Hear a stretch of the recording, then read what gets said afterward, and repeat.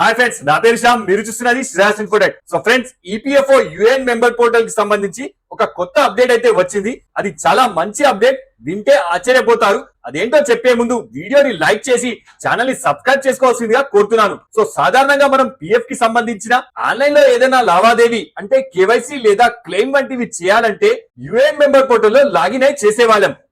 అలాంటప్పుడు మనం అడ్వాన్స్ తీయాలంటే మాత్రం మొదటగా మన పాస్బుక్ లో ఉన్న బ్యాలెన్స్ ఎంత ఉందో చూడాల్సి వచ్చేది. తీరా చెక్ చేయాలంటే దానికి సపరేట్ లాగిన్ ఉండడం వల్ల పిఎఫ్ పాస్బుక్ లాగిన్ అయి చూడాల్సి వచ్చేది. ఇది చాలా మటుకు బిజీగా ఉండడం వల్ల కొన్ని సందర్భాల్లో మాత్రమే ఓపెన్ అయ్యేది. అది తెలియక ఎంతో కొంత మొత్తంలో అడ్వాన్స్ పెట్టేవాళ్ళం. సో ఇక నుంచి మనకు ఆ అవసరం లేకుండా డైరెక్ట్ గా ఈ పాస్బుక్ ఆప్షన్ ని మన యుఏఎన్ మెంబర్ పోర్టల్ లోనే ఇవ్వడం జరిగింది. ఇది మీకు నేను లైవ్ లో చూపిస్తాను. సో దీనికోసం ఎప్పటిలాగే మనం యుఏఎన్ మెంబర్ పోర్టల్ లో లాగిన్ అయ్యాక ఇక్కడ మెయిన్ స్క్రీన్ లో వ్యూ ని సెలెక్ట్ చేశాక ఇక్కడ కింద 4th ఆప్షన్ పాస్బుక్ అని ఇవ్వడం జరిగింది. ఇప్పటి వరకు ఇక్కడ కేవలం 3 ఆప్షన్స్ మాత్రమే ఉండేవి. సో ఇప్పుడు పాస్బుక్ పై క్లిక్ చేస్తే డైరెక్ట్ గా మనం సపరేట్ విండోలో ఓపెన్ అయి ఇక్కడ యుఏఎన్ పాస్వర్డ్ అడుగుతుంది. సో ఇక్కడ ఎంటర్ చేసి లాగిన్ ని సెలెక్ట్ చేసి ఎప్పటిలాగే ఓటీపీ ద్వారా లాగిన్ అయి మన బ్యాలెన్స్ అమౌంట్ ని చూసుకోవచ్చు. ఇది వరకు యుఏఎన్ పోర్టల్ కి సంబంధించి మన పాస్వర్డ్ యాక్టివ్ లో ఉన్నా కానీ ఇక్కడ మాత్రం యువర్ పాస్వర్డ్ ఎక్స్పైర్డ్ అని వచ్చేది. బహుశా ఈ ప్రాబ్లం ని క్లియర్ చేయడానికి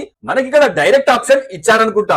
నాకు తెలిసి ఇక్కడ మనం క్లిక్ చేస్తే డైరెక్ట్ గా బ్యాలెన్స్ ఓపెన్ అయి చూపిస్తే బాగుండు అని అనిపిస్తుంది. ఎందుకంటే ఆల్రెడీ ఇక్కడ మనం లాగిన్ లోనే ఉన్నాం కాబట్టి మళ్ళీ ఇందులో సపరేట్ లాగిన్ అవసరమా అని నా అభిప్రాయం. సో బహుశా ఇదే విషయం ఈపీఎఫ్ఓ కూడా ఆలోచించి ముందు డైరెక్ట్ గా లాగిన్ లేకుండా బ్యాలెన్స్ చూపిస్తుంది ఏమో చూద్దాం. సో ఈ వీడియోలో మీకు ఏమైనా డౌట్ ఉంటే నాకు కింద కమెంట్ చేయండి. ఇలాంటి మరిన్ని అప్డేట్స్ కోసం వీడియోని లైక్ చేసి మా ఛానల్ ని సబ్స్క్రైబ్ చేసుకోవాల్సిందిగా కోరుతున్నాం. జై హింద్.